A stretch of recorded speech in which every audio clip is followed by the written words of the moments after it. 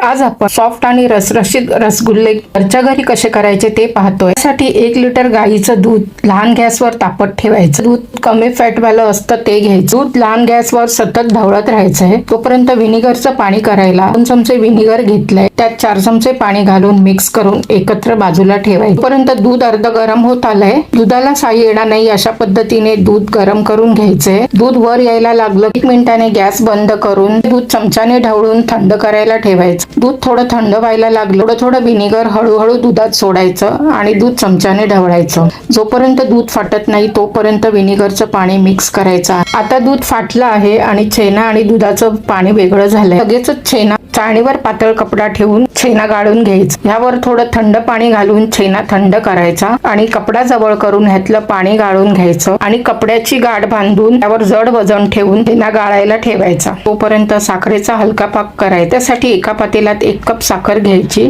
त्यात 2 कप पाणी घालायचं आणि साखर विरघळेपर्यंत ढवळायचं। ही साखर पूर्ण वितळली आहे, त्यात 2 वेलची फोडून टाकायची। आता हा पाक एका बाउल मध्ये काढून थंड करून फ्रीज मध्ये थोडा वेळ थंड करायला ठेवायचा। कारण 3 तासांनी बांधलेला छेना काढायचा। ह्यातलं पाणी संपलंय, छेना कोरडा झालाय। हाताने हळूहळू दाब देऊन छेना सॉफ्ट करून घ्यायचा। 10 मिनिट तरी हा छेना चांगला मळून घ्यायचा। बाइंडिंग येण्यासाठी 1 लहान चमचा मैदा ह्यामध्ये मिक्स करून छेना चांगला मळून घ्यायचा। मैद्याने रसगुल्ल्याला बाइंडिंग चांगलं येणार। छेना व्यवस्थित मळून झाल्यावर एका साईडला कपडा ठेवून बाजूला ठेवायचा।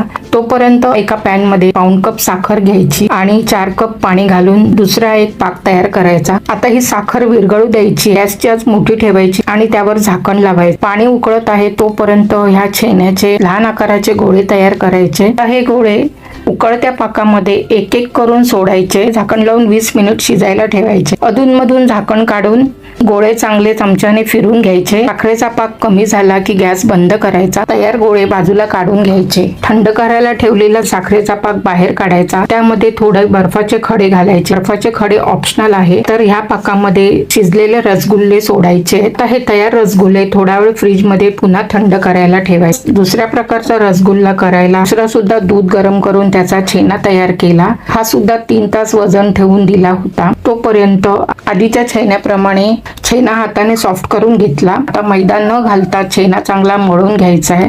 छेना चांगला मळून सॉफ्ट करून घ्यायचा आहे। आता त्याचे गोळे करून घेतलेत।